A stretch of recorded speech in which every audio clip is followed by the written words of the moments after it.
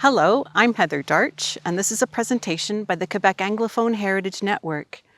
Many small communities scattered across the Châteauguay Valley have slowly declined, and some have disappeared. In this series called Raising Spirits, we are looking for this important heritage. In the southwestern corner of Quebec, between the Canada-US border and the St. Lawrence River, lies the Châteauguay Valley. In this lovely corner of the province, the historically significant Châteauguay River was an important waterway for transportation, trade, industrial sites, hydro and hydraulic power, and agriculture. The small rural villages connected to the river also depended on neighboring communities for their success. Today, many of the early settlements situated on the banks of the Châteauguay River sit in a quiet decline, represented by heritage cemeteries, old roads, and churches. Sometimes, though, these little places hold something extraordinary. This is Powerscourt.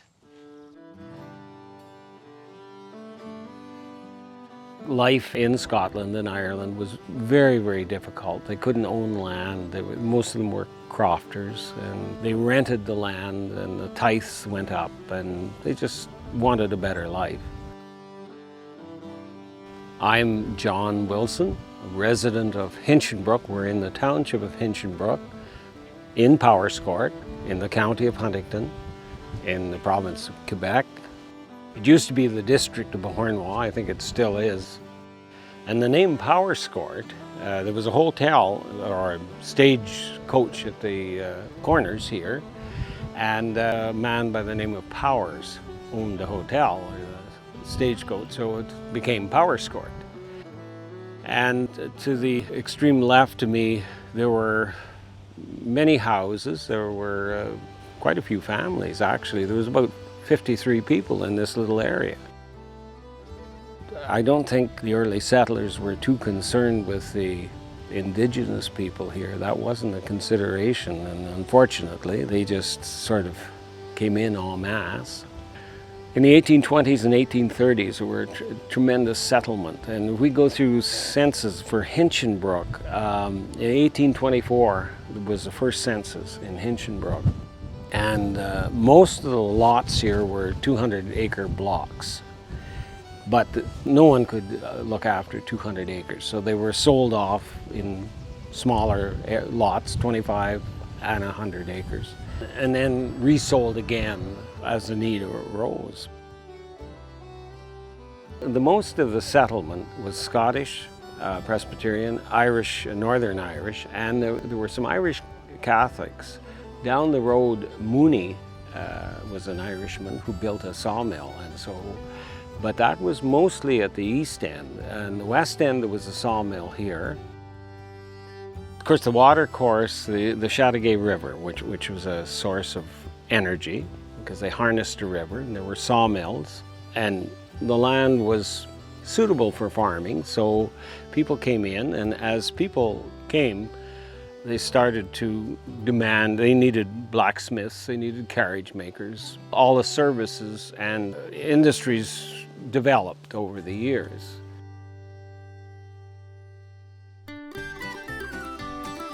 Powerscourt and Brooklet, where I live, there was a divide, and that divide was the Herdman Customs Road, or the Herdman Road.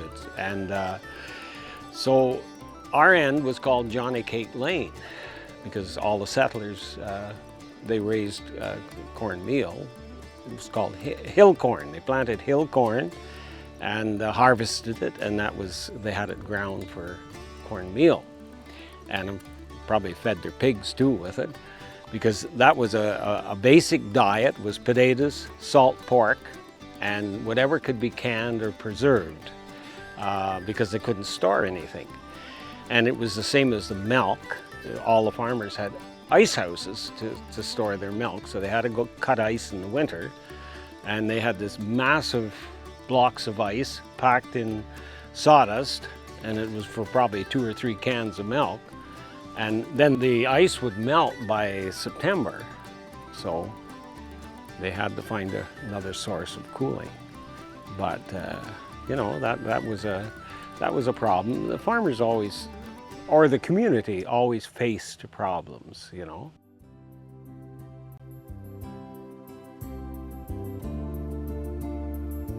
Schools were very important, and churches. This church here was built in 1889 for a contract of $1,200 by Lincoln Johnson.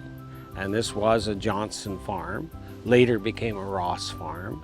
Well, the church was built, this structure, but prior to that there was a log church, and it was used as a school, and the land was donated by the Johnson family. That's why it's 1825. That's very common. Wesleyan Methodist, John Wesley came to the United States, and that movement spread. It was a branch of the Anglican and Episcopalian Church. So started in Russelltown and Franklin, and then came to Rennie's and Zion on the Covey Hill and Powerscourt. So our family were all Presbyterians. They were Scottish Presbyterians. But the Wesleyan Methodist Church was a little closer, and being Scotch, they wanted to save shoe leather. So, so that's why we became. And a lot of families too went to the Anglican Church in Herdman. So there was, you know, there were the various denominations. The only Catholic church was St. Patrick's, and that was east of here, and the cemetery is still there. It burned in 1936 during a thunderstorm and was rebuilt in Herdman because Herdman was felt it was more central. But there was a large Irish Catholic settlement on the east end of the First Concession, you know. So, but neighbors all worked together and got along. Religion wasn't really too important, you know. I mean, they just lived together. And many hands make light work, so that's how the land was cleared. The neighbors, because in this area it's fairly rocky, so there was a lot of stone fences and stone enclosures. But strangely enough, there's not a lot of stone houses here, because most of the stone was rubble, and it wasn't suitable for building, you know. But they cleared the land, and this is the thing that most people don't understand. They almost denuded the area. There were very few trees left because as the mills increased in size and production and demand, and building increased, of course, lumber was a marketable resource, so they had to make some money. Later on, as farming expanded, there was a need for markets. So the earliest settlers grew a lot of potatoes, and in fact acres of potatoes. And there were starch factories across the lines.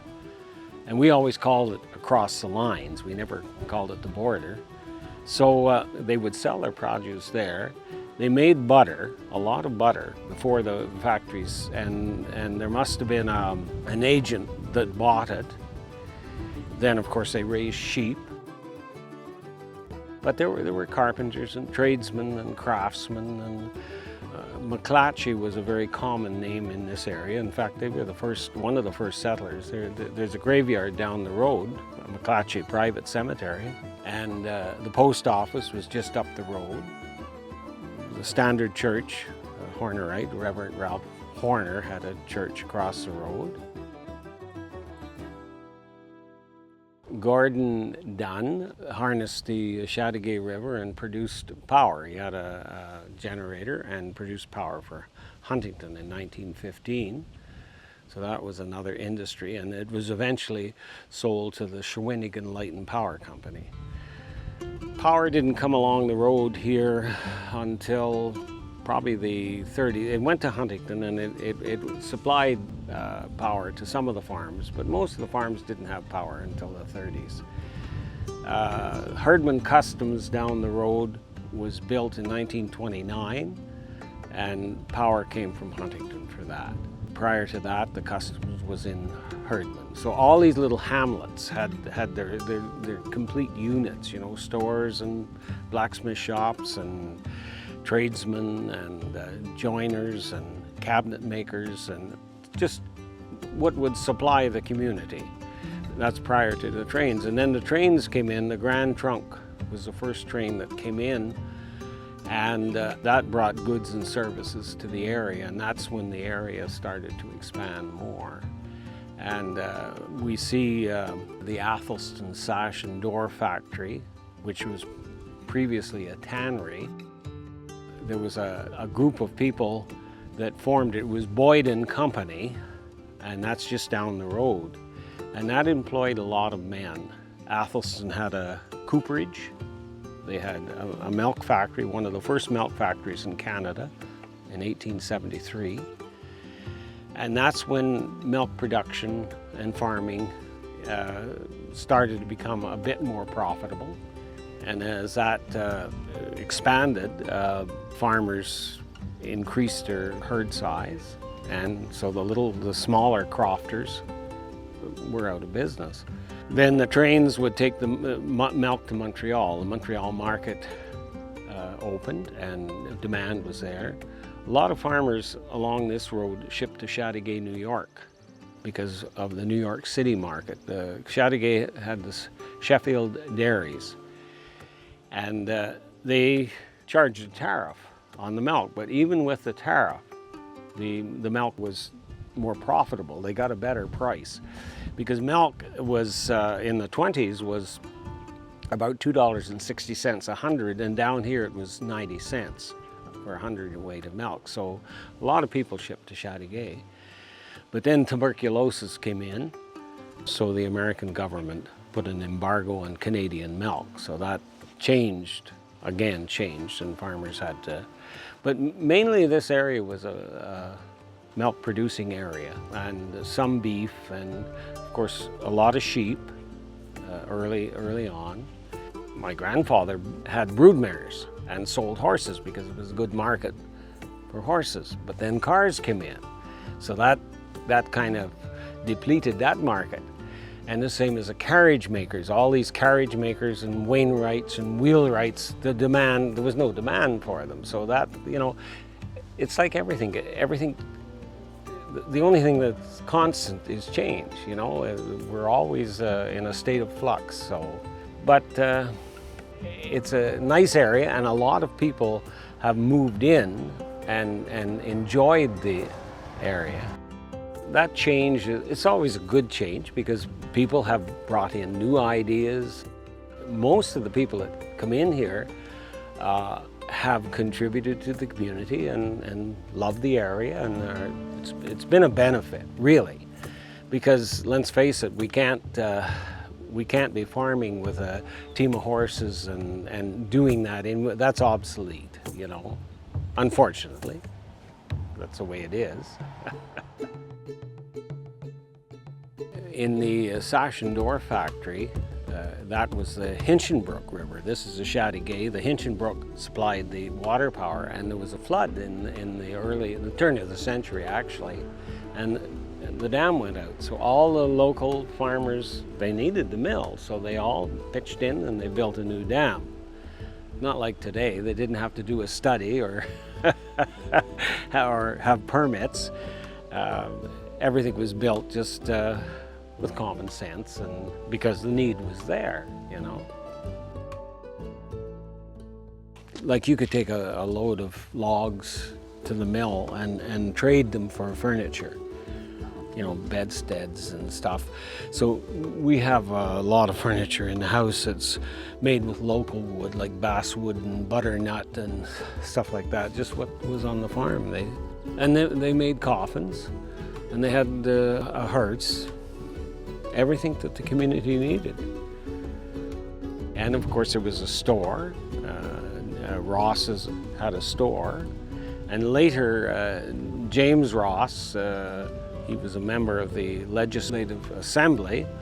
He was burned, the store caught fire, and he went in to save his books and perished in the fire. But the settlement continued and prospered, but things change, and farming techniques change. you know, subsistent farming became a thing of the past, and so neighbor bought neighboring farms, and the farms expanded, and that made the community smaller. So it is what you see today. And of course we have the famous Percy Bridge, and that was built in 1861.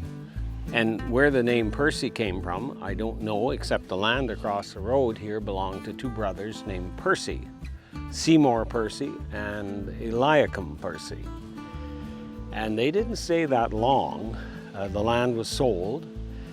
Well, the bridge was the Montcalm Inflexible Truss, and it's the only one left in Quebec, and it was built for the rail system, a very strong bridge. The Elgin Township and the Hinchinbrooke Township came together and they took tenders, and the lowest bidder was Robert Graham, who was a blacksmith in Athelston, for $1,600.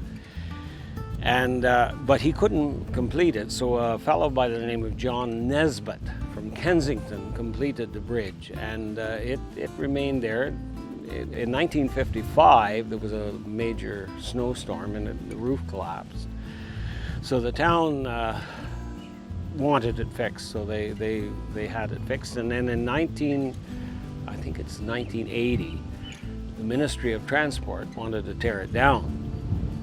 And the mayor of Elgin and the mayor of Hinchinbrooke, especially the mayor of Elgin, who was Jim Gavin at the time, refused. And there was a few explicatives said at the council meeting. But anyways, so they had the Heritage Trust Fund look into it, and it was preserved, and the government fixed it up. I think in 2009, it was closed for a few years, but a local carpenter, Dan DeChambeau, down the road, he does timber frame work, so he was contracted to do the timber framing, and they restored it completely.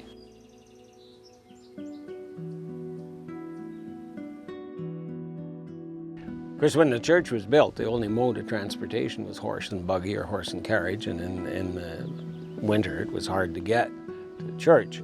So it had to be, it was very much like the one-room schoolhouses, you know, it had to be within a certain distance. So when this church was built, of course it was 1889, this particular church, but when it closed, I don't know, I think it was in the 1960s. That it closed because it was hard. The congregation couldn't afford a minister. You know, it was just financial, and there was fewer and fewer families. It's just a sign of the times. You know, that's the way things are. Most of the settlers in here, there's Perrys, Durwood. They were local. Jane Jolly. Jollies lived next door to us. McClatchy is one of the first settlers in the area. Wood's an old family. Henry Wood married Rosina, but her middle name is Arabella, which she went by Arabella Wilson, a relative of ours. Elvin Wood is also a relative of the Wilsons. So there's always a family connection in here. And I'm looking for my great uncle Robert Wilson. He's supposed to be buried in here, but there's no marker, I don't think.